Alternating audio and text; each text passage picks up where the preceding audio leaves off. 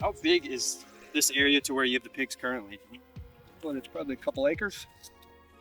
And that's what you typically use for, Yeah. you divvy it up for 2 acres? Yeah, around that. You know, it's we do adaptive multi-paddock grazing. So it Can you explain what that is? you know, that is the adaptive multi-paddock grazing. That's a great question. It's where, depending on the time of year, on the needs of your animals, and especially how the grass and forage is growing, you vary your paddock size based on that. You know, we talked about this earlier, where 40 to 60% of the forage growth in a cool season grass country is in that first cutting time of year. So for us, 1st of May to middle of June.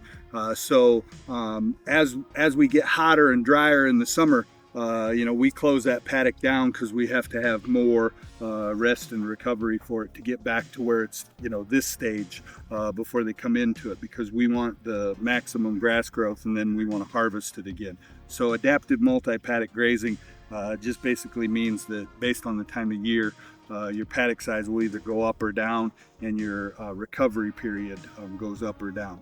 And in the early spring, your recovery time can be really short because the grass is going to grow really fast. When you get to that late summer, especially if you haven't had rain, you know, we can go to as long as 90 days before we get back to where they got to have can come back into that same paddock. We could be, you know, you could go theoretically as short as 25 days in the early spring, and the grass would be ready for growth. So that's that whole complicated portion of grazing animals, where it's not just, you know, you can't just put permanent paddocks out here and just move them on the same number of days. What you get back into that whole thing where you've got over mature grass with no, you know, we've got some nice, you know, lush alfalfa and clover and that down here. And don't get me wrong, we're raising pigs, not ruminants out here. So we get some of the first species, you know, the burdocks and the thistles and that. But, you know, we've got some really nice orchard grass and clover and alfalfas down in the bottom. And so we're moving based on when those are at the correct stage. How do you track all of this? My son, Evan, is a grazing wizard. He's got it all in his head. Really, it's all by head. Don't get me wrong. It's not all just in his head, because he's got spreadsheets and systems, and I mean, he's way more about putting things on paper and putting things in spreadsheets and putting things down than what I ever was. But yeah, trust me, it's all in his head. I mean, there's a whole level of beyond level where he understands it all. And then Christian, if you want to show, did you guys build that? Is that just a little shade area for the pigs? We built that. You know, pigs are the least capable of dealing with the excess heat and excess cold of any of the domesticated farm animals. Why is that? Part of that is that they can only sweat through their nose. Yeah, that's what I thought. Had to deal with sweat. Yep. So they can't deal with excessive heat really well. And you can see as you look across here, they're actually a really clean animal. The only reason that pigs end up laying in the mud is because they, you know, that lets them evaporate and sweat. They stay clean as long as they're not too hot. Ironically, and you even mentioned it, the average consumer thinks that they're one of the least clean animals on the farm. And given the choice and given the right conditions, they're actually the cleanest and smartest animal on the farm. But we give them the shades because they definitely need more protection from the sun, especially when they're out here in the open. You know, we still get 90 plus degree days, 100 and some degree heat indexes. So they definitely need protection from the sun, and that more so than like sheep or cattle. You know, our sheep don't mind the heat at all. But the temperatures, you'd have serious problems. So that's just everything's out in the open. So before, I have a question on pig noses, but going back to the consumers, for me, I avoided pork for years just because I remember the taste, but then also just everything I saw in stores. But then going back to the whole parasite example, and then lastly, the fact that you can feed them a lot of scraps, I can see why a lot of consumers think they are the dirtiest, filthiest animal, especially when, again, you've never visit an actual true farm like this, most videos we see online are, again, going back to the pig factories or just the indoor farms that so it's very challenging, and that's why above all else I always say to go visit a farm. So actually, for the consumers, whenever they find a pig farm and go visit, what are some questions and things they should really be looking for? Because that's something a lot of people have never actually done, going visiting a farm, and especially a pig farm. I think the questions that consumers should ask breed, because I think that's a big factor in how they're going to taste. I think that's a big factor in the whole philosophy and mindset of the producer. I think they should ask what the diets are.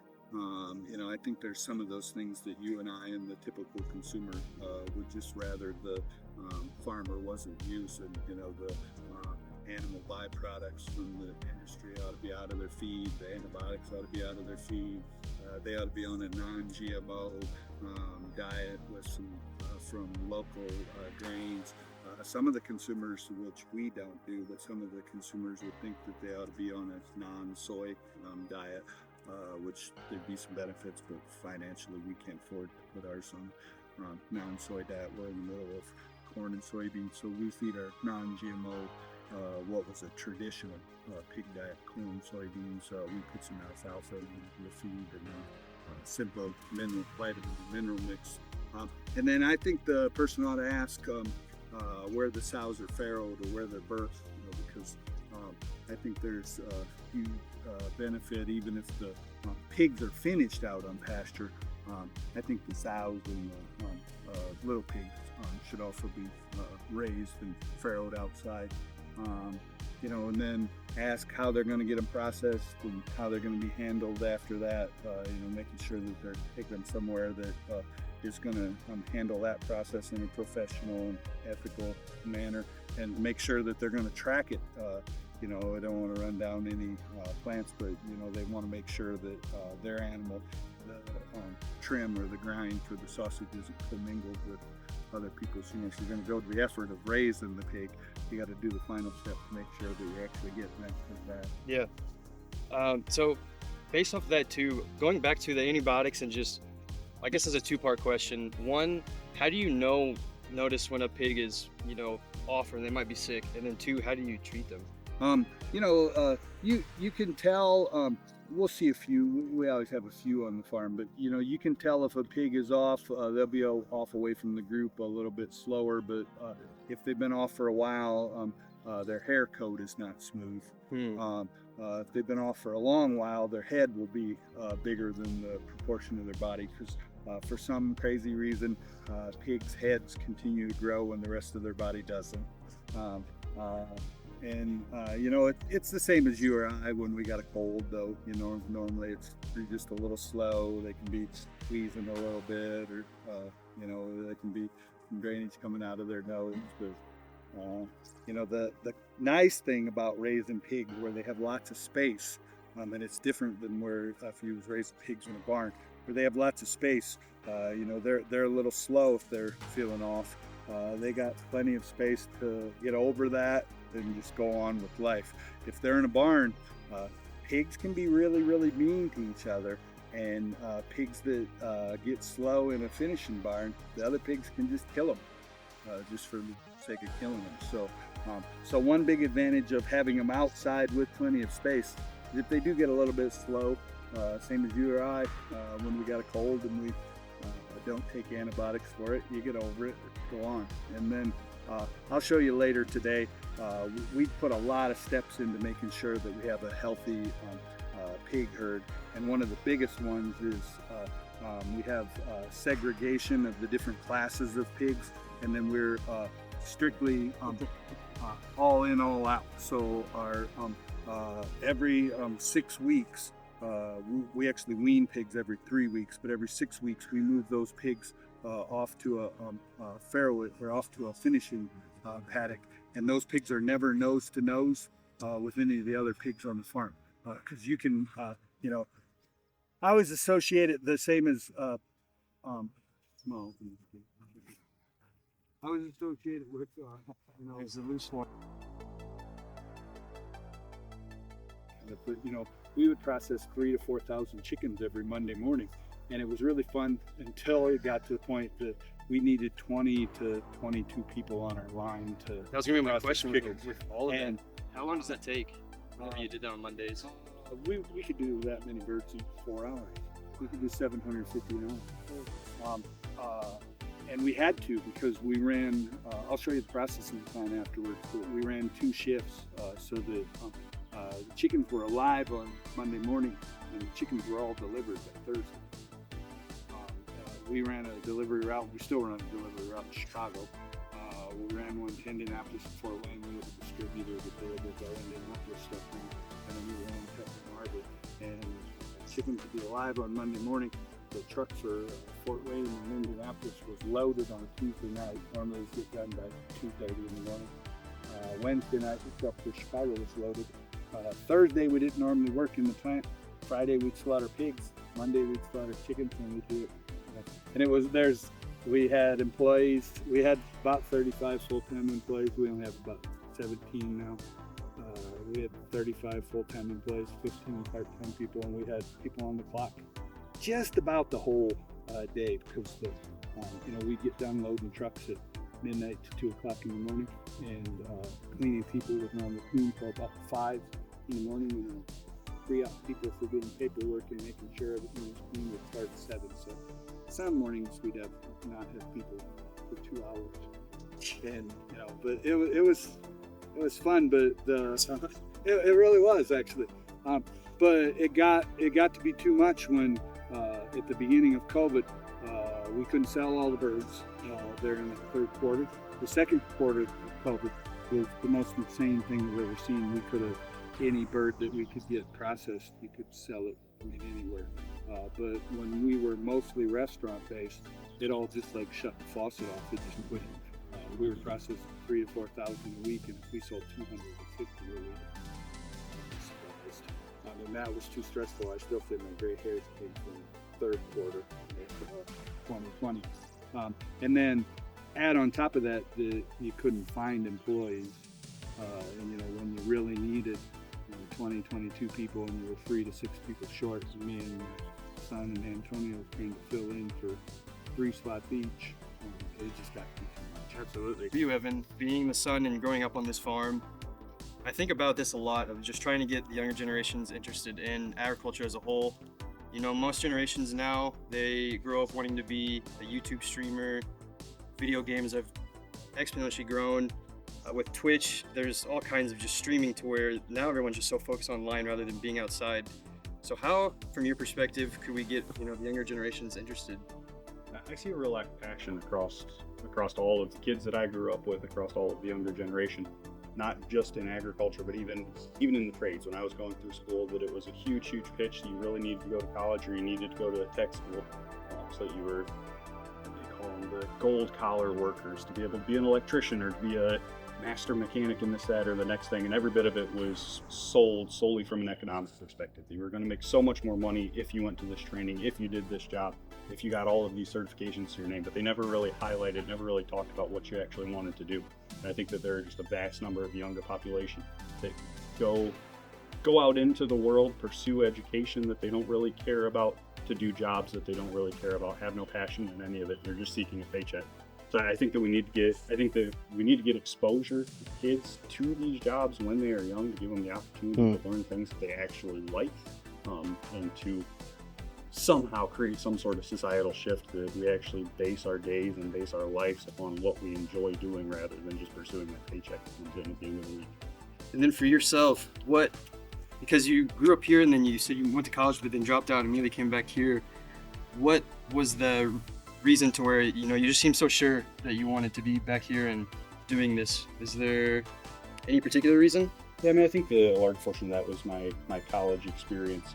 Went to a local school so that I could commute, and in that process I felt very much surrounded by that dynamic, that I was surrounded by kids who didn't really know what they wanted to do, and as a result went into getting a business degree just because that was the default thing that they were told that they needed to get a degree. So rather than going out and pursuing something they wanted to do, they were just sitting in class as something to get a check mark next to their name, say that they could do something later on. So I felt felt very much out of place the entire time that I was sitting in classes. My phone was ringing with things that were going on at the processing plant that I really felt like I should have been back home for. And I was probably 3 years away in my class schedule from getting to the actual management classes, the actual higher level business classes, of what I felt like I really needed. So didn't really feel like I felt in my place. Felt very out of place in there. So yeah, dropped out after that and went back to running a processing plant rather than getting a degree to say that I could.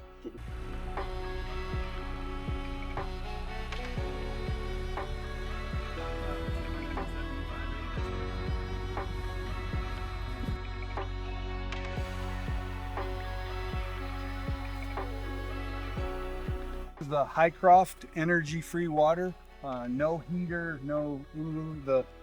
The energy for it is the fresh well water that comes in.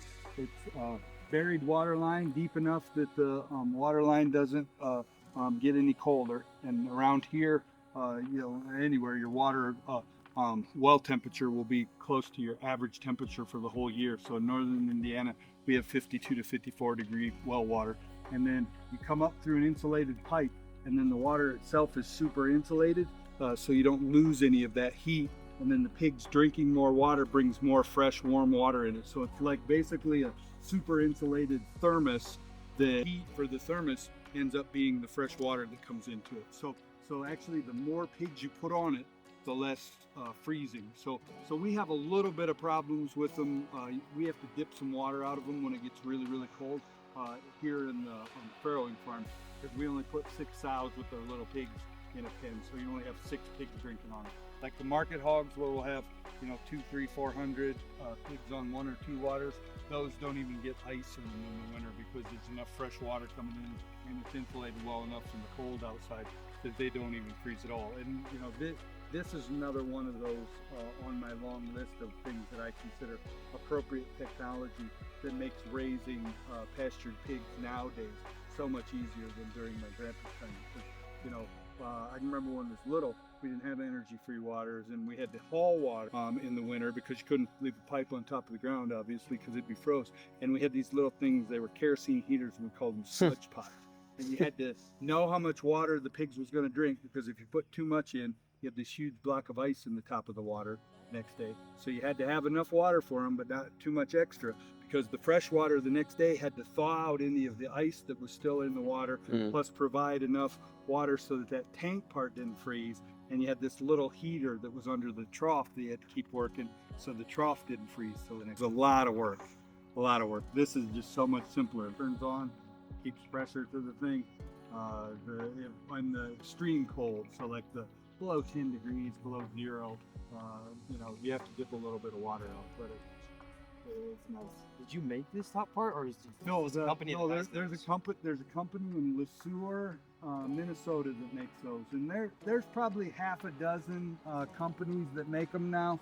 And Mirafount is the most popular one.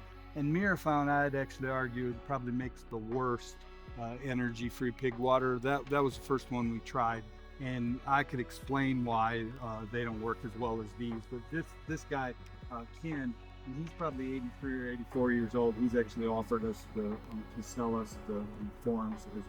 This has about twice as much water, so it's got twice as much thermal mass as a Mirafount. Has better access for the pigs to drink out of, yet has way less of the water that's exposed to the air, whether the lids are open or closed. It's a hole only this big, where a Mirafount's a round hole this big.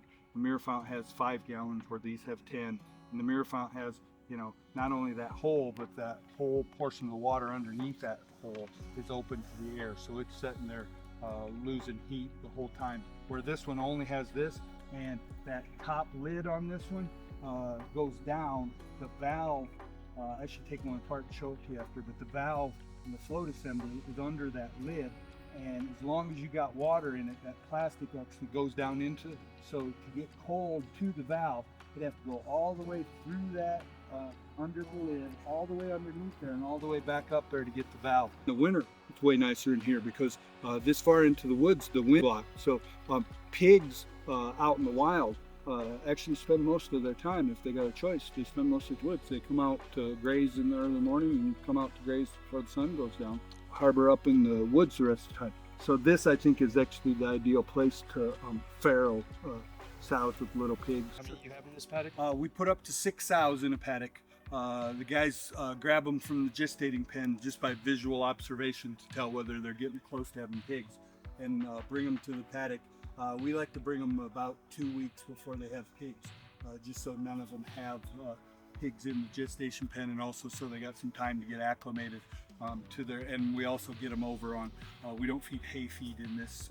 We hand feed them just a regular corn, soy ration. And then each one of these paddocks has 6 of these farrowing huts, and depending on the time of year, we have the back closed up more, we have a half front on them, but they're nothing more than a 6-foot steel bend sheet. And we get the one right there. Yeah, one right there. Yep. Let's walk over there. And that it's actually really difficult to navigate, going from being a mom and pop where you're hands-on in everything you do, to a systems-based model where you can actually get other people to implement what you've designed. And so I'd thought about that a lot, and we were doing still farrowing outside, but doing really cool things. We were farrowing over at the other farm, back at the house and the plant. We were farrowing over by the river. We were farrowing, and I knew what we were doing, and I knew where the next group of sows that was going to farrow was going, and I knew where the next group of market hogs was going, but I don't really know that it was able for me to communicate that well to the employees and the people that we have, doing a lot of the day-to-day things with the pigs. And so we set this up a lot more systems-based, where it's 50 paddocks that we rotate through. It gets a chance to rest before the pigs come back to it.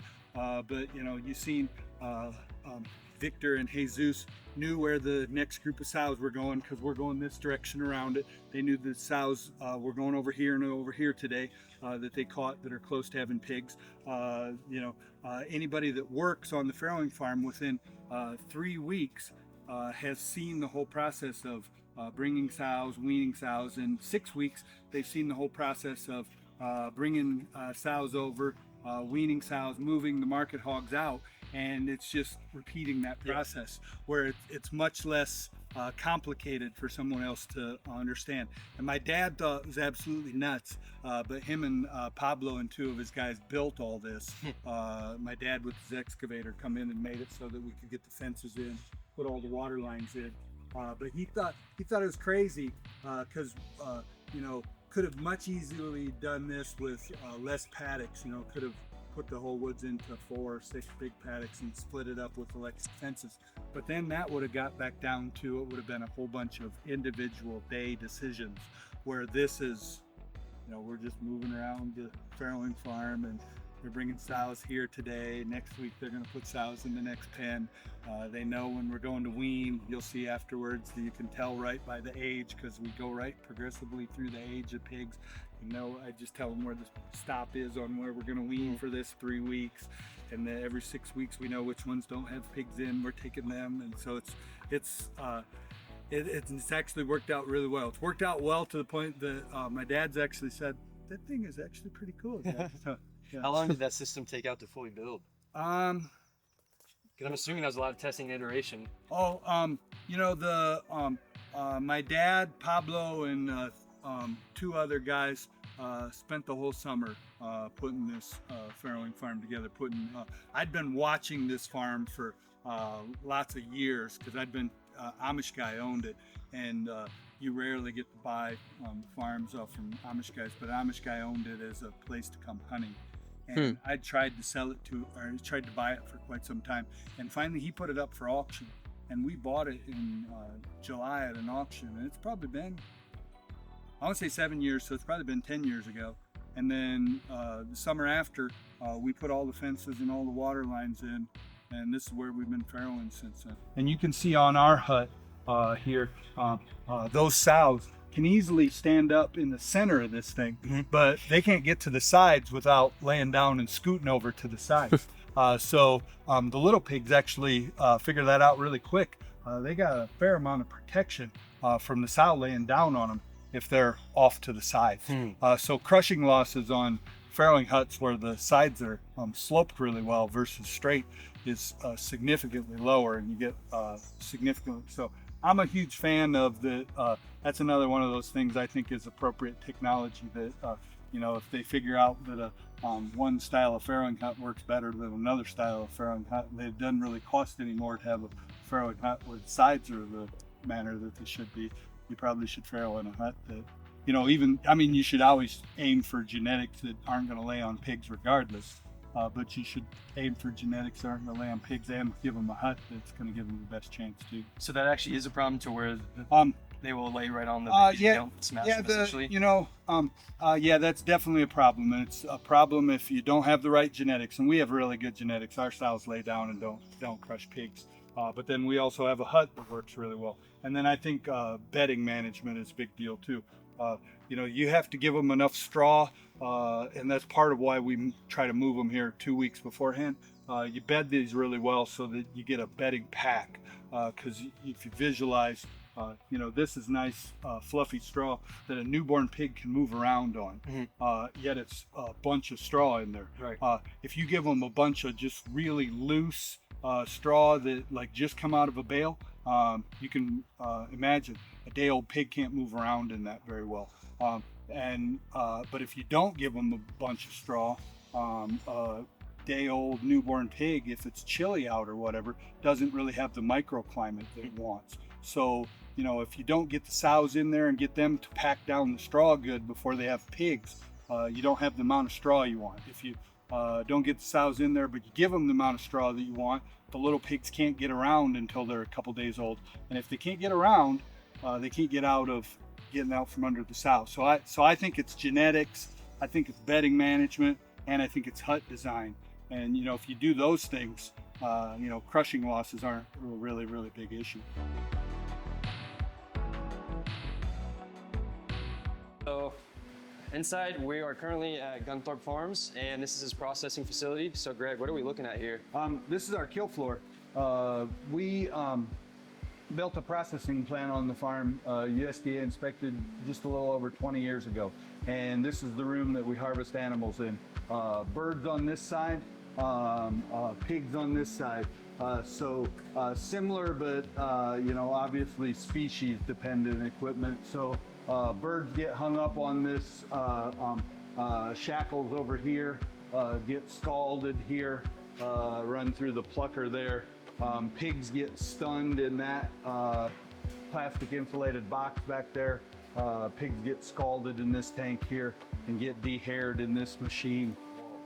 Both of them we have automatic, or the second backup. So in case one of the stunners quits, we keep 2 stunners for the pigs over there. We have 2 stunners for the birds. So we have an immediate backup in case one fails. We have a robust humane handling plan, but yet very, very simple. A little bit too small. We should have built it bigger. Never had the dreams of how big it would get, but like I said, simple equipment. We scald and dehair all of the pigs, both for quality and for there's some cuts that we sell that have to have the skin on, and then we scald all of the birds the same. So I know, obviously, with chicken, because the size is much smaller, so you're able to fit a lot here. With the pig, do you just go one at a time to where you do the whole process and then you do it? Nope. The pigs get stunned in this box. I'll show you the wand after, but they get stunned. Electricity runs through their brain, stuns them. Drop them onto the floor here to bleed. Raise them up with both these winches. The scalder will hold 2 pigs. So we're putting a pig in the scalder about every 3 to 5 minutes. They take 3 to 6 minutes in the scalder, but you can have 2 pigs in the scalder. So one comes out, put another one in there. And so on a good day, we can do 10 to 12 pigs. We can push it more than that with this equipment, but that's about 10 to 12 per hour. So,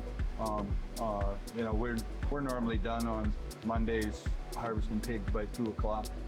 Now, whenever you first started this out, was it just you and your family were doing this, or how many people were working on this when you started?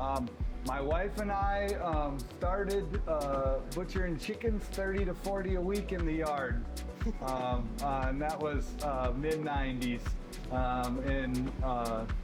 So it's been a long, gradual process. We've added on to the processing plant quite a few times, and I think we have 17 employees at the farm now, so between the plant and outside, so it's grown substantially, and we've learned a lot through the process, and we've got way better at it, and way more productive and efficient than what we were.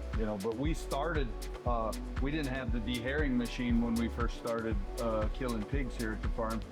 We scraped them all by hand, just scalded them,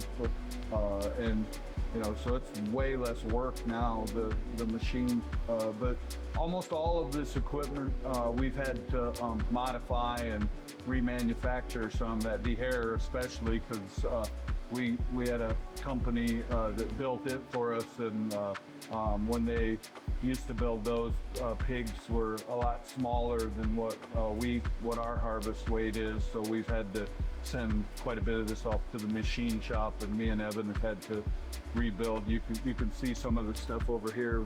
What's the weight difference between? We put all of this equipment on there to hold the gearbox, because the chain, it would loosen the chain and throw the sprockets. But we do some of the sows. We do mostly market hogs that are 300 to 350 pounds live, but we do sows also on this machine. So we do some that'll dress 500 pounds.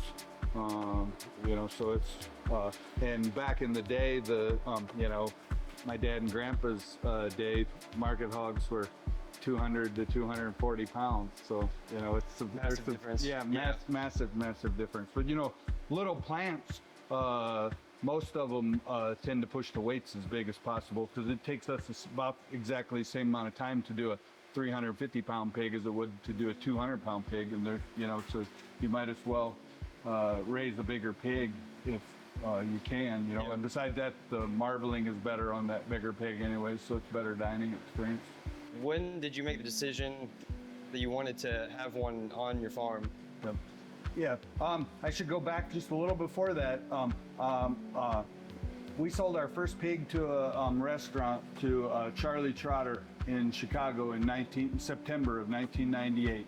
And didn't take me very long to realize that one of our biggest obstacles, if we were going to sell to upscale restaurants, was to be able to get the number of animals we wanted processed each week, and to get them processed in the manner that we needed them to. So we actually became part owners of a processing plant 37 miles north of here. And I failed miserably at it. I couldn't manage it, because I was either at the farm when I should have been up there, or I was there when I should have been at the farm, or I was making deliveries when I should have been at both. And can you elaborate on some things that you should have needed to be doing there while you were here? There's just little details on processing plants, whether it's the paperwork to keep the inspector happy, or whether it's you got equipment that's broke, or whether you got refrigeration that's down, or whether you got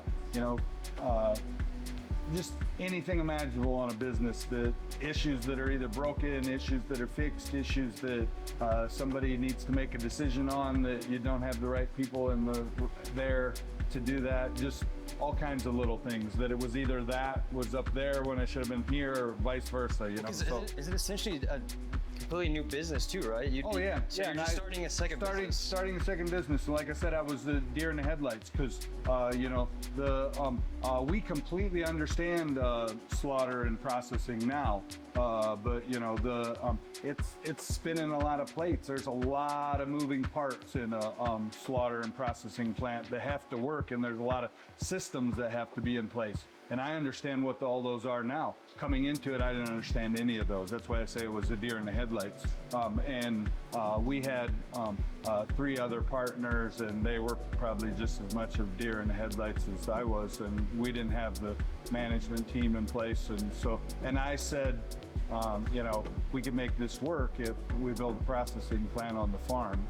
And so we built the processing plant on the farm, and it's it's never really been easy, but it's been an amazing journey. You'll see, as you see the processing plant, you'll be able to tell that we added on to it numerous times. And we did that partially because didn't have the funds to build the size of facility that we wanted when we started. And honestly, I wouldn't have built the size of facility that we needed anyways, because never, you look back to when we started in around 2000 here at the farm, farm to table wasn't a thing. And I never had the vision that farm to table would grow like it did.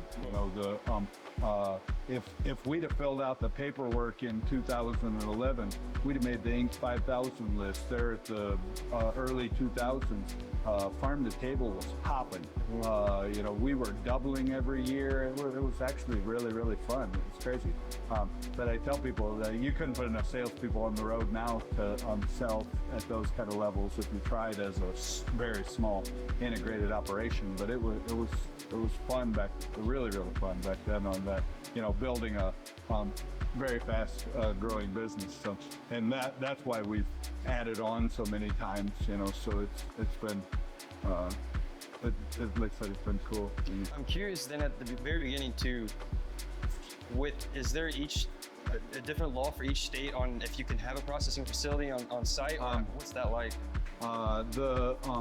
Navigating, being able to build a processing and slaughter plant is complicated and complex, and it varies no matter which jurisdiction you're in. Generally, you either get your city, county, or state is going to have an impact on whether you can get an actual building permit, what you can do for your wastewater, what you can do for your zoning. So you got to get past that. Lots of times, depending on if you're in a rural area and on a farm, you've got your whole state commercial design review to make sure that the building, before you can get an occupancy permit when you're done, and then for anybody, they've got the USDA to deal with for the meat and poultry inspection. You have to keep all of those happy. So it can be different wherever you are. The USDA should be very similar wherever you are. Actually being able to build it can be challenging. And I tell people we're going to go look at the wetland afterwards. I see lots of times across the country that the wastewater treatment can be the thing that actually holds people up. There's a couple states that you couldn't get a permit for wastewater treatment for a slaughter plant. Why is that? It's that combination that sometimes bureaucrats get way too overzealous on their regulatory enforcement, and then sometimes it's my opinion, and after you see the wetland, I think you'll probably agree. My opinion is that people don't understand what the possibilities are on what you can actually do for waste treatment nowadays. And there's portions of the country where water's really scarce, and there's portions of the country where the surface water is impaired because people haven't done what they're supposed to for treating wastewater. And I think, we've all seen that where bureaucrats generally assume that people aren't going to know what they're supposed to do and aren't going to do what they're supposed to do. And so it can be a challenge convincing regulatory authorities that you're actually going to do what you're supposed to do. So I think that whole regulatory thing can be hard to navigate, but I think in some ways, if you understand the process, it's a lot easier to navigate now. And I didn't understand, and people, your listeners might not get this either, because unless you haven't been through the process. I understand now that you really shouldn't argue about the actual issue with the regulator. You should argue whether or not you have the right to be able to settle your dispute with the regulator. And that may sound like semantics, but in dealing with USDA, your biggest challenge long term is to make sure that you actually have the right to appeal a decision that you are certain you're correct on and that they're wrong on. USDA, especially the higher ups, will always tell you that you have complete right to question whether the inspector is incorrect, and you have the right to appeal that. And at the beginning, I didn't realize that we actually didn't have the right to appeal those when I was correct. And, you know, if you're told by a regulator to do something when you know that you can't, that gets a person really, really upset over the long term. But you actually have the right, but the only way you have that right is you have to assert that you have the right. And, you know, the same with getting permits and all that. There is relatively easy and inexpensive ways to deal with wastewater. People put up buildings all the time that are safe for the owners, their employees, and inspectors to walk into and occupy. You know, I mean, that happens all over the place. Just because a farmer in rural America wants to do it, it's not really much of a different process than if a billionaire wanted to do it in the city. There's means to be able to build buildings, and there's means to be able to build processing plants, and you know, you just have to keep a level head and work through those challenges and be able to support the fact that what you're going to do is what you're, you know, going to do. And I understand that now. I didn't really understand that, and I don't think lots of people really understand that. You know, it's human nature. The first thing you want to do is fight. Yep. And you know, there's a correct way to fight with bureaucrats, and there's an incorrect way to fight. Especially when it comes to your food and sovereignty. Right. And the correct way to fight is to actually make sure you've read the regulations. You know, on USDA, that you know what the act says, you know what the regulations say, you know what the directives and the notices say, so you know what USDA's laws are, and you know what their policies are. And then you know whether or not you're doing what you're allowed to do. And if you're doing what you're allowed to do, stand up for the fact that you're doing what you're allowed to do. And if you're not doing what you're allowed to do, figure out a creative means in what you can figure out, fit into that system. We don't, as a little plant, we don't have to be the same as Tyson or Smithfield or JBS. We have to comply with the regulations. The way a little plant's going to comply with the regulations is not the same as how a JBS. And if the inspector thinks, well, this is the way JBS does it, it doesn't really matter the way JBS does it. It matters whether or not Greg complies with the regulations. Right. And you know, if you keep that mindset, and then you try to be, you know, there's still some give and take in any relationship. You still have to be sensible in where you fight and where you push. But you know, the ultimately, you know, HACCP, and that's what we're regulated under, is a hazard analysis critical control program. And I completely agree with the people that say that HACCP is just a bunch of paperwork, and it's kind of really not the way that we should inspect meat and poultry. But I'd also, at the same time, and this is going to sound weird, I'd also agree with the people that say that HACCP actually allows little plants the flexibility to do anything that you can support. Yeah. So if you understand HACCP, HACCP is actually a really good thing.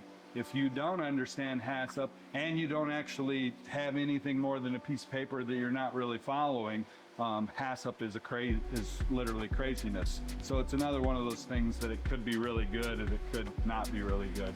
And you know, so it's interesting. So I just want to add an aside. So just looking to the camera, to the listeners, this is why I'm doing all this. It's hilarious how the preconceived notions that most Americans have for farmers and ranchers, especially folks that have never gone to rural America, have never actually visited a farm, thinking that these are just some dumb hicks. But if you clearly listen to Greg, as I've been visiting this whole day and yesterday, could not be further from the truth. The amount of research and ingenuity and hard work, and it's just incredible. So I just wanted to add that, because just listening to everything you've been sharing about this plant, it's clear how much work goes into something like this, and it's only one part of their whole entire farm and operation. And again, that's why I always say, shake the hand that feeds you, because you will be surprised how much you will learn just from one conversation. And yeah, so back to the conversation. I wanted to go back to for the costs. So I know to do an own facility off-site, that's super costly because you're typically probably building something bigger. But something first on your farm, especially when you said back in 2000, what are the type of costs for setting all this up, including all of the permits? And I'm assuming whenever they do inspections, that also adds to costs, right? No, actually, USDA is free for 40 hours a week. You get 8 hours a day, 5 days a week, not government holidays, but so the USDA doesn't cost you anything.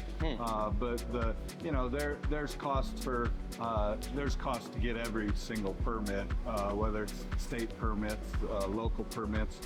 We had cost in the engineer for wastewater, cost for county permits for the wastewater. Can you give a rough ballpark range Rough ballpark range where we started at in 2000 here at the farm. We probably invested about $250,000, counting the equipment and everything. And me and an Amish crew built most of our initial start. And it was too small to start with, and it was not the quantity and kind of equipment that we probably should have started in the $750,000 bracket. But you got to start somewhere. I know in the context of like chicken, for example, you'll see videos where they dump it in chlorinated water and other chemicals. So I'm just curious on things like that. What are the differences between a small processing plant to where, because I know with bigger plants, they do things like that because it's just the sheer volume of everything. And so the quality might not be as good as here. Yeah.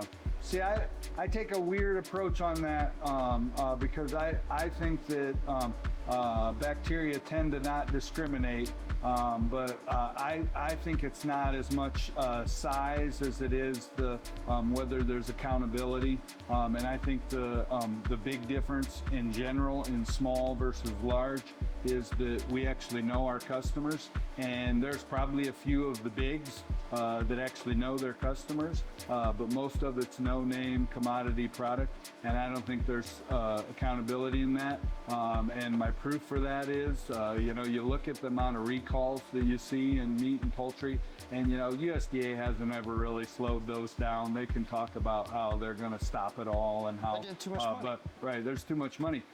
But have you ever seen a big Tyson or JBS or any of them that have ever shut down because they've had a recall? Doesn't change them one single bit. No. Little plant like ours has a recall, we're done. So I think there's accountability in small, local, regional plants that the end consumer actually knows where the product's coming through. Yeah. And I personally believe, and this is a far-fetched for the people in Washington, D.C. to grasp, but I personally believe that's the context in where you should have some differences in the regulation and the quantity of inspection and the whether there's some exemptions, and that is whether or not the product is actually going to people that know where the product is coming from, whether there's that connection. Okay. And most overwhelming majority of the food in the United States, the end consumers' only reliance on whether or not that product is safe is whether or not some huge corporation along with the USDA actually did their job. And do most people feel comfortable in that? I don't know. Should most people feel comfortable in that? Some days maybe, some days not, And then the other big difference I think is the scope and the risk. If you're doing 50, 80, 90 pigs a week, selling them to people that you know versus you're doing 16 pigs a minute, 1,000 and some an hour, 2 shifts, 250 some days a year, you're sending product to multiple foreign countries all over the whole United States. If we'd ever have a problem, we'd know where the problem is. If they ever have a problem, would they have the slightest idea where the problem is? Probably not. Yep. So I think they're, like I said, bacteria don't discriminate, but scale sure does on risk. So my final question then, it's actually a good segue into handling the animals. So after you process them here, where do you take them? they go into the next room, which is the Go in there then. eviscerating room. So this is the room that we remove all of the viscera or the intestines. The pigs on this line, they get finished cleaning. You know, any of the hair that would remain, any scurf that would remain, chef's knives, clean them up, wash them off. They get eviscerated over here, so the intestines are removed, placed down there under the inspection station. USDA is here the whole time for carcass by carcass inspection. So we have to have an inspector in the plant every single minute that we're slaughtering. For processing or packaging only, you only have to have an inspector that is somewhere. They don't actually have to be here, but they have to stop at some point during the shift. But they look at every single animal. Very, very similar process on the pigs and the bird. They're looking at the viscera. They're on the pigs. They incise, make a small incision in the lymph nodes, in the head, the intestines, and in the back leg, seeing if they're enlarged, showing any systemic infection in that area. On the birds, they're just looking at the internal organs, making sure that they're look normal. The only slight difference is that on the bird, that line inspector can make the actual disposition. They could condemn a bird if they feel that it's not fit for human consumption. Yeah. On the red meat, they would rail it off if, in the rare case that there would be something that was abnormal. And the public health veterinarian for USDA has to make the disposition on whether a red meat carcass. And that's very similar in all the way from the smallest to the largest plants, except for that USDA recently has allowed the large plants to do self-inspection. There's an inspector just watching them now rather than the inspector actually doing the inspecting in the large plant. And they did that without congressional approval.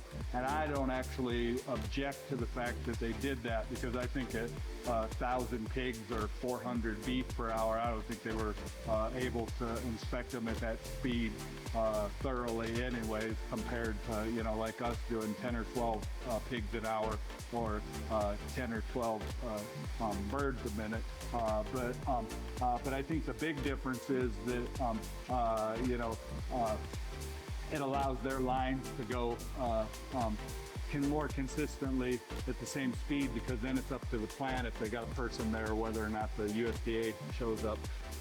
But the other thing is that, you know, they fought tooth and nails. There's two programs where the state inspected plants, Talmadge Akins, and cooperative inspection with congressional approval in the Farm Bill in the early 2000s. It took them until 2014 until they actually put a program together to implement that. And without congressional authority to allow them to take their inspectors off the line, they just did it on their own starting in 2014 in the big plants. And you know, they don't ever consider any kind of additional programs that would make it both simpler and require less inspection staff in the little plants. And it, you know, to me, it just kind of shows the mindset of the USDA that they're bending over backwards for the big guys at the same time that they make it so that they could harass the little guys if they wanted to, you know. That is the best way to describe the current state of agriculture right there. Yeah. In every angle, it's the USDA and whoever the powers that be align with big agriculture for obvious reasons, and then that gives them all the power and authority to screw over the little guys. And that constantly happens everywhere. It happens federally, it happens by state, it happens locally. It's a massive problem, and that's why also I wanted to go all of this from a media angle. It's because there's so much going on in this country towards farmers and ranchers that I still don't even I learn so much new things every day that even really surprise me. And yes. Yeah, that's one of that whole self-inspection system is one of the most egregious. Another one that I don't always like to talk about because I think it's hard to completely convey the whole issue to consumers, but I talk about it anyway. The other one that gives a really good example, and if people would ever take the time to go back and look at USDA FSIS puts out a quarterly enforcement report, and almost like they have quotas, there's 90 enforcements in plants every quarter. It very rarely varies from 90. Like I said, almost like they have a quota. They don't have a quota, but it sure does look like that. Up until about 2018, 2019, half to 2/3 of those enforcement issues. So notice of intended enforcements or suspension, so removal of inspection.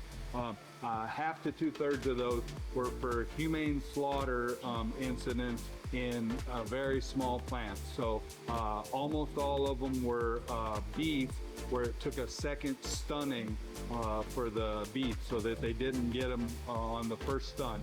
You know, and we've been both fortunate and we took it very, very serious.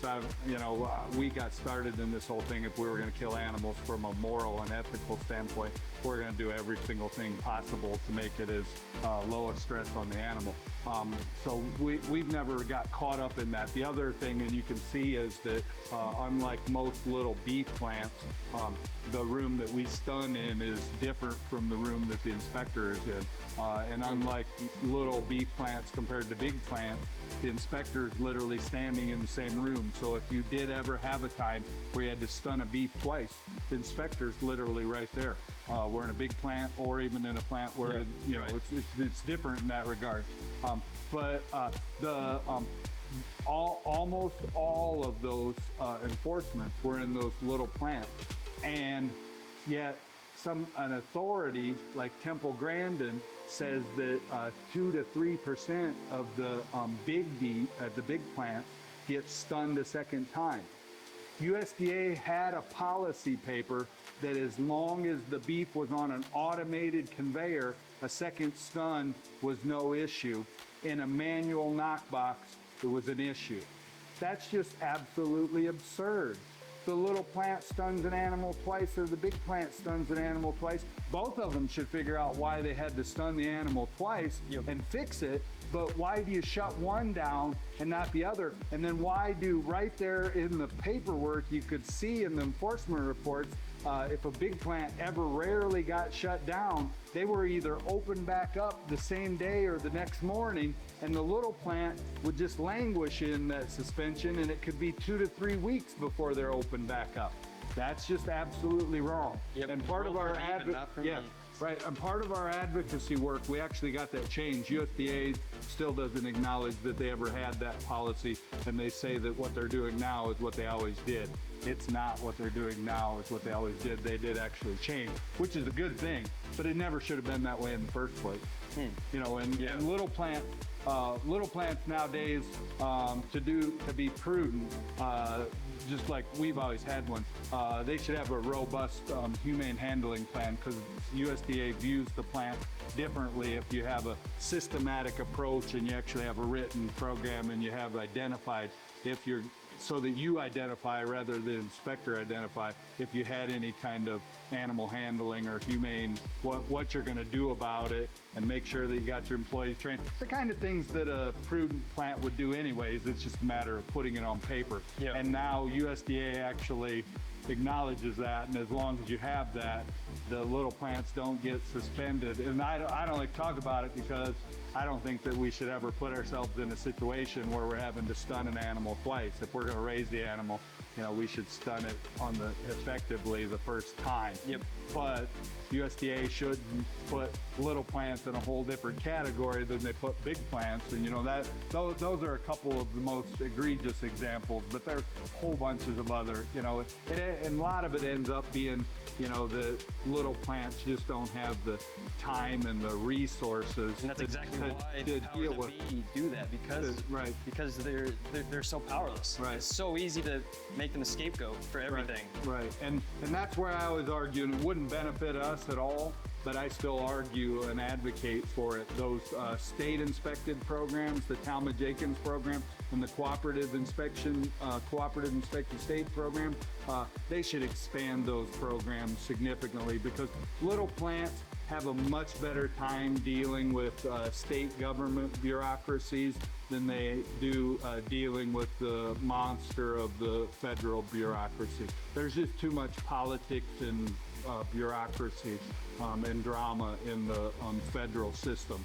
And that just leads itself to, those huge corporations having the ability to deal with that and little plants not having the ability to deal with it. And none of that comes down to whether or not you're producing a safe and wholesome product when you're dealing with drama. Right. So on the topic, whenever they're still on the chains, and then you mentioned that you eviscerate them and take out all the organs. Where do you put all the organs? The organs, we pull those right here, and we set them on this. We set them on this tray right here. The inspector, checks the, makes sure that the organs look okay, and sizes the lymph nodes on them, and then we push them off. And we compost our inedible on the farm. So the inedible goes out in a mixer wagon, goes out and gets mixed with green sawdust. Inedible? What do you mean by inedible? So anything that we don't keep off the animal. So the intestines, we sell most of the organs to a upscale pet treat company in Marietta, Georgia. But anything that we can't sell, so hair, any of the skin, that we don't sell, the blood, feathers, spleens, lungs, that kind of stuff. Those all get mixed with green sawdust. We put them in a mixer wagon, mix them with green sawdust. They set for 6 months. We mix them once again, then a year, we put them out on the field. That's awesome. Yeah. So that's an awesome utility. I'm curious in the context of, say, the 1800s, whenever they were processing those animals, were they repurposing the blood and the hairs for, They probably come up with some kind of recipe. They probably ate the blood. But then they probably did similar things, maybe didn't compost it, but they put it back out on the land somewhere, And then, so you do all that process. Yep. What's next after that? Then we put a organic approved antimicrobial on them. So we put a non-GMO citric acid on the outside of the carcass. And then we roll them over to the cooler to chill. And a typical week for us is we do those pigs on Monday, and then we start processing them on Tuesday. We roll them back out into the processing room, start cutting them up, and then Tuesday night and Wednesday night they get loaded on trucks, and they're in Indianapolis or Chicago on Wednesday and Thursday. And they're so good. Bring the whole pigs out here, and we break them on this table. So we cut them into primals, ham, shoulder, loin, and belly. You put one whole pig here, or half a pig? Half a pig at a time. Cut them into primals. And then any of the pieces that we don't sell the skin off, we skin those here. So this thing puts a blade right tight against that, and it takes the rind off. We cut chops and that with this bandsaw. We're weighing things. We got scales all over the place, but this is our double chamber vacuum machine. I probably should turn the other lights on, shouldn't I? Well, this just shows how capital intensive, again, starting up a processing facility, just so much machinery. And it's interesting that you even mentioned just the shelf life of a lot of that. So that's just crazy. This machine right here is pretty cool. This is a cryovac or vacuum pack machine. So you load bags in here. This ends up being the seal bar. So you put bags in here with the bag edge hanging over this, and you bring this down like this.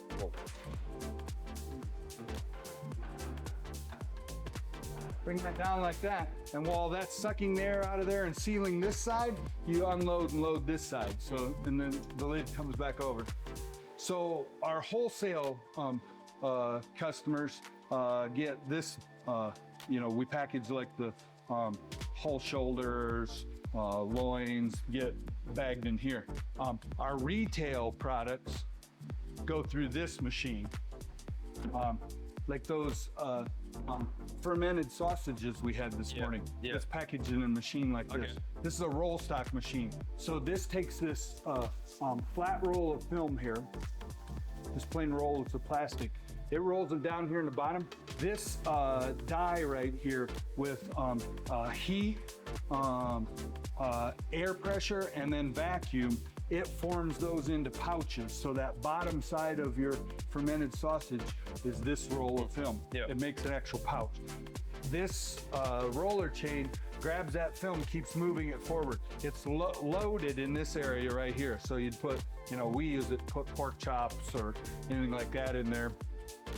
It automatically advances. This basket right here comes up, does the same thing as that machine. It sucks the air out, only it seals on all 4 sides. So it takes this flat roll of film and it seals it the whole way around. And then it keeps advancing it. And there's knives going this way and there's knives going that way. So it cuts it apart. We do most of our packages come through here. There's 4 of them. Yeah. And it cuts them back apart and spits them out. Okay. And this machine here cost me more than what my house cost. Wow. And this machine though, will, with 3 people running it, will do more and will do a nicer package than what the right 10 or 12 people stuffing things into bags. And because this automatically centers the product in the package, so there's the same amount of plastic around all sides. The bags all are cut the way you want it. They're the right depth. They actually fit the product like those sausages. You couldn't put those in a vacuum package bag and make them look as nice as what they did. You can use different colored films, because like that one had a black cover film and a clear bottom film. So you can use different colors. You can do labels or logos all across your film at random or the correct spot. You could all do the label on the film. You can do whole bunches of crazy things with, that'd be required to be in a retail setting with machines like this, but they just cost a huge amount of money. But they save labor, but then it becomes that thing of how many hundreds of thousands or millions are you going to spend? And then once you do that, you really should run the thing 2 shifts a day, 5 days a week. And then it comes back to a volume game. Yeah, it becomes a volume game because you've spent too much money on, and if you don't spend that money, then it becomes can you hire that much labor at part-time labor, or can you have labor that is good enough to do that, this, and train them on? So it becomes a complicated puzzle, really. This machine over here is what we do our curing and marinating with. This is a vacuum tumbler. This is the Germans figured this out earlier part of the or middle part of the last century. If you put meat into a chamber, you pull all the air out of it, and you put the ingredients in that you either want to cure or marinate it with. When you pull the air out and you spin it, all of those ingredients are pulled into those spaces at a very, very uniform fashion. So this machine does a lot better job with almost no labor of curing our bellies, curing that garlic chipotle loin that we slice for the Cuban sandwich at O'Hare. We make a marinated turkey breast for Trine University for the Bon Appetit Compass group that we marinate with a black pepper cure that my son and the chef over there created the recipe that's really good. So you can do some really, really cool things with this too. This thing will hold about 1,500 pounds. Got this after my point in life where I realized that even though we're going to spend too much money on stuff, we're going to do things at a scale that we do it once a week or once every other week rather than a whole bunch of little batches that we got to just be tied to the machine all day long. So we did this at a scale that we can cure our bellies for the week in one batch. We can cure our turkey breasts that we want to in one batch, no problem. And this has been a nice machine, and this equipment it probably needs remanufactured at some point. Like that roll stock machine, I'm not sure that we'll keep it running forever because it's got too many programmable logic controllers and variable frequency drives and stuff, that the electronics. But this machine, we'll probably keep this one for ever. This machine. It's freaking awesome. Yeah, it's pretty cool. It's the equivalent of a stainless steel cement mixer. Well, but that's what you think immediately. Yeah, Seeing that 'cause, cement mixer. you know, that flighting, the one way takes it in and mixes, the other way takes it out. The only disadvantage of buying a machine this big is that we have a hard time if we ever want to sample or do a test run for somebody, because you can see where that last set of flightings are. It takes somewhere between 200 to 400 pounds of product in there before it will actually mix, because at like 150 pounds, it just goes around there and just stays in the same spot. It takes more product than that to actually push it so that it will even mix. But it's really cool. The last two things I was hoping to show us is the smokehouse and the freezer. Yep. Or do you want to show me this machine? Oh yeah, I want to show you this machine too. I sure was missing this. This is our bacon slicer. So we slice bacon, and we slice those garlic chipotle loins on there. And this is also a German machine. This is a Trife, and it's a horizontal slicer. There's a blade that goes in here that's half the circumference of this circle, and it spins it at 300 revolutions per minute. And this programmable logic controller over here, you can program it into fractions of millimeters on how thick you want it. And the machine knows when the blade's on the other side, so it indexes it 1 time per revolution. So it does 300 slices per minute, and it does them at whatever precision, whatever slice thickness you want it. And it's got a little conveyor that they come out here. You can set the speed on the conveyor so it'll stack them or it'll put them apart. It's pretty cool. I feel like this would be the first machine I would want to buy, is to make my own bacon. Yeah. This is our main cooler. This is huge. This is smoked meat that I will smoke over the weekend. We will slice those on Wednesday. Those horizontal slicers really like product that's very consistent on temperature. So we like to make sure that it has 2-3 days setting in the cooler so that it's all exactly the same temperature when it goes through the slicer. But then we do a little bit of processing for some other farmers. Those little hams are for Nourish Cooperative. You've probably heard of those. Yeah. And then those, we do those hams, those go to some Bon Appetit locations, some cafeterias. And then what we're looking at in all these bins right here. This is part of our inedible. Everything that we have left over that we can't sell during the week, we put in food grade containers, store here in the corner of the cooler. When we slaughter on Monday, when we're finished and we got the viscera, the intestines and all that, and the blood and everything from the pigs, we'll send this along too. So we do that so that we only have to compost once a week. Yeah. Eventually, we're gonna figure out a means to boil these down and make some lard. We make lard, but we don't make cracklings or chicharron. Oh, that's what, so this is for chicharron. Yeah. We should definitely be making that. We should also make some head cheese.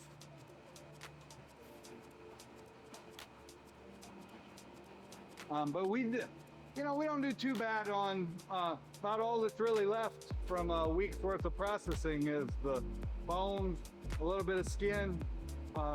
We end up with a little bit of fat that we don't render, but we render, that will render on Monday. Christian, look at all this fat here.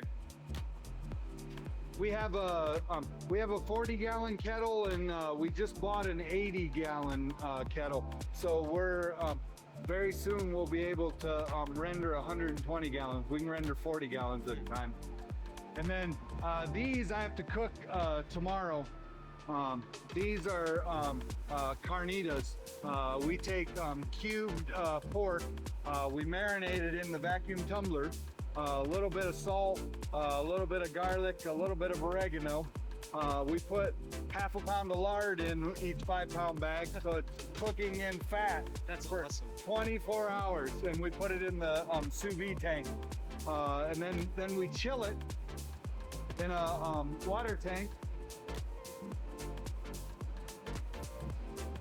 And then we'll drop the water out of this, stick a label on it, stick it in boxes, and we use a shipper in Fort Wayne. These ones are headed to Disney. That's awesome. And I threw these We have, as I mentioned, we got a HACCP plan for everything. I think we have 9 HACCP plans, but on these ones, we have stainless steel digital data loggers in there. They collect the dwell time in the sous vide tank. They collect the temperature for the lethality, and they collect the chilling and stabilization temperatures. So then we just put those onto a form, and that's our HACCP plan. So it's actually relatively simple. That's very cool. So you said also these are all going to the smokehouse? Yeah, these are going in the smokehouse. Can you show us the smokehouse too? Yeah, I'll show you the smokehouse. Yep. So these are. This is so cool. See, I've never been to a farm that has this on the farm, so it's really cool. These are going. We've got these sold to another farmer. He's coming to pick them up on Sunday morning. Some of our whole turkeys. So these are big turkeys. Those are pretty good sized turkeys. Big birds. Yeah. And then there's some lard that we have portioned out, ready to go into bags of carnitas. Here's some turkey wings that we'll bone out next week to make ground turkey. Yeah. And then we sell some slab bacon to a restaurant downtown Chicago. And then here's our lard. That's awesome. We do low pressure rendering. So we've got a kettle that will only go to 15 PSI, which don't quote me on this, but that's what, 245, 247 degrees. So if you look up a steam table. So the that lard's never been above 245 degrees. And the lard is one of those things that you can, you got to start out with really good fat. But even if you start out with really good fat, you can still change the, I like to call the pigginess of it, or the pork flavor. Yeah. The higher the temperature that you take it to, the more pork flavor the lard will have.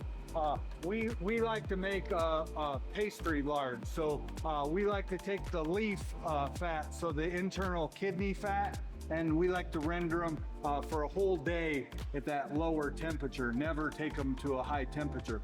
And we have a pie company that we supply in Indianapolis. They use half butter, half lard, and makes a really flaky crust. And if you start with clean tasting pork fat and you render it at a low temperature, you get none of that pig flavor. So it's something that's really good for a pastry. That sounds so good.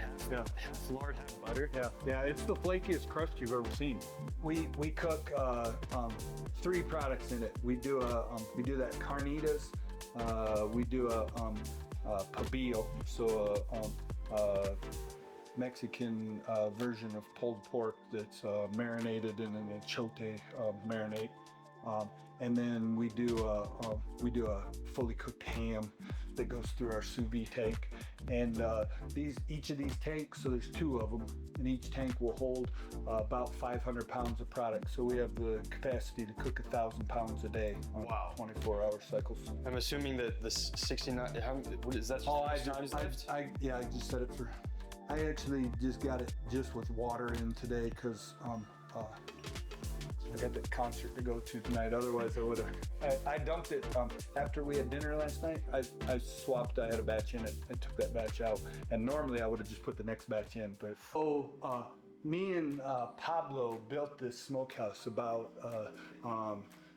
It's probably been 10 or 12 years ago. You built this? We built this. I designed it, and me and Pablo built it. We built this. Masonry smokehouse. The whole thing is concrete. Floors, walls, ceilings. 5-inch walls, floors, and ceilings. And then we put 3 inches of high temperature insulation on the walls.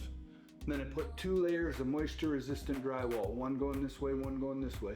So we'd never burn up the insulation, but I put polyiso insulation so it's good to 250 degrees or so. And then there's a little Amish metal shop on the other side of LaGrange. I think they'll actually be the same people that built the maple syrup evaporator at the next place that you go to, Sunrise Metal. They came out, measured it all.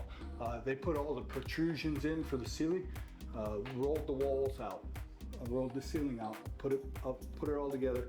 I've got another metal shop that we use in LaGrange that does our thicker steel. They made the door jamb, they made the doors, they rolled the rail for us, put it all together, put 2 stoves outside that are the fans, the combustion fans on the stove are tied into this sensor on this digital thermostat here. So when the smokehouse is calling for heat, pumps oxygen into the stoves out there.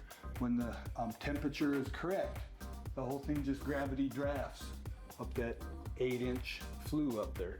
I put a glycol boiler system in the attic in this thing. So, and I put PEX water pipes in the floor so I can pump whatever temperature of water that I want through the floor. Put 4 variable speed fans in it so they can control how much I move the air in the thing. And then we got you see in the trees, the racks, the rolling racks, the stuff comes from the cooler, rolls in here, smoke it for about 8 to 10 hours, roll it back to the cooler. Dang, this is awesome. Yeah. My wife, don't ask her please, but my wife thinks that maybe I got a little carried away on this and it was just a little toy project. I don't think so. No, you didn't. This is every man's dream right here.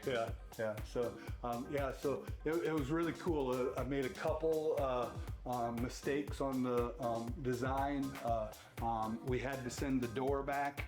It's got a blow-up seal on the door, and in my mind, I thought it was going to work with a channel out here with the blow-up seal on the outside of the door. That didn't work, so we had to they had to cut the door apart and put the seal actually in the door. And the other thing, and I still don't know why I did it, I put that notch in for the trolleys to be able to go through there, and I don't know why I didn't just make the doors up to the height of the top of that notch, and because I have to put we made a foil covered piece of insulation to plug that hole every single time I run the smokehouse, and I could have just made the doors to clip, but you know, maybe on the next one. But I jokingly say that, but I'm not building a smokehouse. We end up with a very, very unique smoked product because there's probably only half a dozen of us in the country that have USDA inspected smokehouses that the heat and the smoke actually comes from real logs. You know, most bacon in the store nowadays is injected rather than dry cured like we do, and then most bacon in the stores nowadays is steam with liquid smoke sprayed on it, and it's just not. Cargill in a couple of the meat magazines right there around the beginning of COVID or just a little before were all applauding themselves about the fact that they can take a pig from the time they run it across the processing and pull the bellies off from it, they can have it as smoked bacon in a package in 7 hours. Wow. It just doesn't seem like bacon to me. No. Most of even the little smokehouses, little plant smokehouses, most of those are either pellets or shavings dropped onto a heating element to get the smoke. Ours is real logs for both the heat and the smoke. Yeah.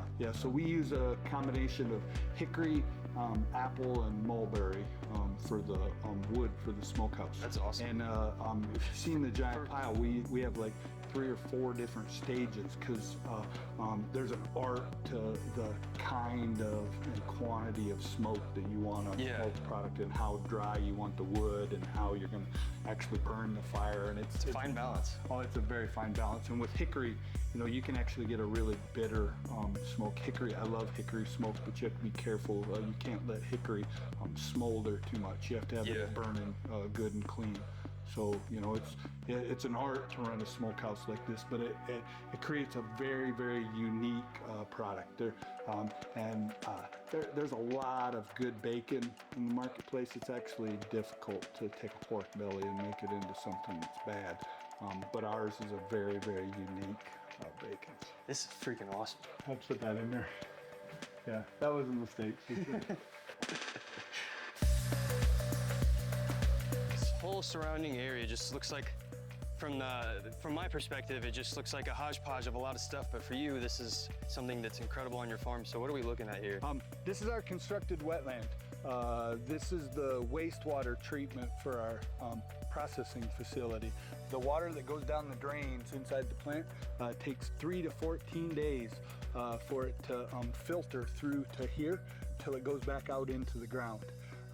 And this is four 25 foot by 25 foot cells, and they have an impermeable about 35 mil PVC liner, and then they have 3 different sizes of rocks in them, and they're about 5 foot deep. The bottom 2.5 foot is flooded. The bottom 2.5 foot always has water in it. The top 2.5 foot, there's little pumps in these 4 pumping stations that we've put covers over, put shelters over. They pump water into a manifold back up on top. So this thing only takes just a little bit of electricity, and then gravity, the water from the first 2 cells comes into those pumping stations. It's continuously pumping. The excess comes into these next 2 cells. It's continuously pumping water up on top, and then the excess here goes back out into the ground. Like I said, it takes 3 to 14 days, depending on the time of year, for our amount of water to make it through that amount of rocks. But what you end up with is the aerobic bacteria colonize on that top portion, because that top portion's not flooded, does it? Over there? Oh, right here in these cells. You've got, okay, yeah, cells. In these cells, those are from the top to the bottom. Those are 5 foot deep, and the top 2.5 doesn't have water in it all the time, but it has water pumped over it. So there's water going over those. The aerobic bacteria colonize on those rocks. None of the big solids fit through those little rocks. The aerobic bacteria, if you remember your basic science, they're about 100 times better at consuming organic waste than the anaerobic bacteria. And they consume all of the organic waste that's in that water, and the water just comes over here purified. And if you look at the water out of here, the county and Purdue did a study on our wetland for the first 3 years that it was in operation. The water coming out of our wetland is cleaner than what 70% of the world drinks. This is really interesting to see. So this water's been through those 4 cells, and before that it went through a couple sets of septic tanks to remove the fats, oils, and greases, and then to remove most of the solids. But then this is the clarified water that goes back out into the ground. And you know, this is where we talked about earlier that one of the big challenges of being able to put up processing plants lots of times that people run into is coming up with an approved manner for their waste treatment to be allowed. And constructed wetlands, in my opinion, are one of the most ecological and economical choices for this. We spent about $20,000 on the first half of the wetland between engineering fees and materials. And then we spent an additional $20,000 about 8-10 years later to build the second half of it. So we have about $40,000 in engineering fees and materials for our constructed wetland. And you can see the results on it are just amazing. I was a little skeptical at first, but you know, to me, in my mind, this is one of the coolest things on our farm that proves that nature can be either really cool or really cruel. And if you're smart enough to understand science and to cooperate with nature, it can do some really beautiful things.